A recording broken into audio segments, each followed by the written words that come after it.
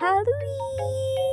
Aba, ay dahil nga sobrang init na ng panahon ngayon at ngayon nga daw yung paspasan ng pag-init, ay itong aking mga pananim ay natutuyo na. Tuyo na nga yung kabay ko, tuyo na yung kamatis, tuyo na yung sitaw. Ay napansin kong pati itong aming sili ay natutuyo na rin. Kaya naisipan naming mag-ina ay amin nang kukunin itong mga sili at para magamit pa namin at hindi masayang dahil pag natuyo ay no nalalaglag laang.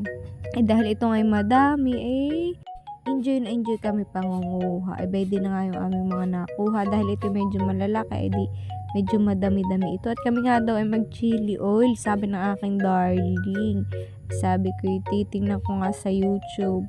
At nung makita ko sa YouTube ay sila pinagsindi ko na ng kalan. At ito nga si Tutoy tinuturuan na ni Papa. Para naman may pandagdag o may karagdagan siyang kaalaman sa araw na iyan. Ay di mabilis naman siyang natuto habang sila'y nagaganian. Ako paspasan paggagayat ng sili doon sa loob. Ay hindi ko naman napagtanto na kailangan ko ng gloves dahil hindi nga kapahangan yung siling iyon. Tapos ay doon sa nakita kong video ay hindi din naman naka-gloves yung naghihiwa ng sili, yung nagagayat ng sili. Ay hindi ko na talaga pati naisipan. Ay di paspasan kami pagluluto ay nangyaman ding aking kamay ay umantak at talaga naman parang nasusunog. Gusto kong umiyak ako hindi makaiyak at ako pinagtatawa ng pa ni Papa. Ay di paspas ako pag-check ng internet. Ano na kayang aking gagawin? Doon ako nabasa ay hugasan daw ng dish soap. Paspas ako pag-i-scrub at talaga namang naantak baga ay ingi-ingi ng pakaramdam pag nasa tubig. Pagkatapos na yun ay hindi pa rin, sabi ko montak pa rin, ay di gatas daw. Nagbukas ako ng gatas, binabad ko, wala pa din.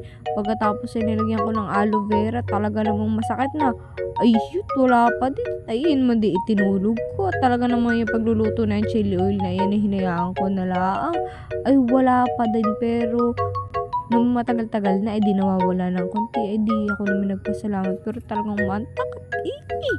Ay namumroblema ng mga panahon yun. Napaka-antak talaga. Kaya yung chili oil ay bayon. Hindi ko na alam kung anong nangyari. Babawi na lang ako sa susunod. Basta ako mag-gloves na. Pag ako magagayat. Yun lang. Bye!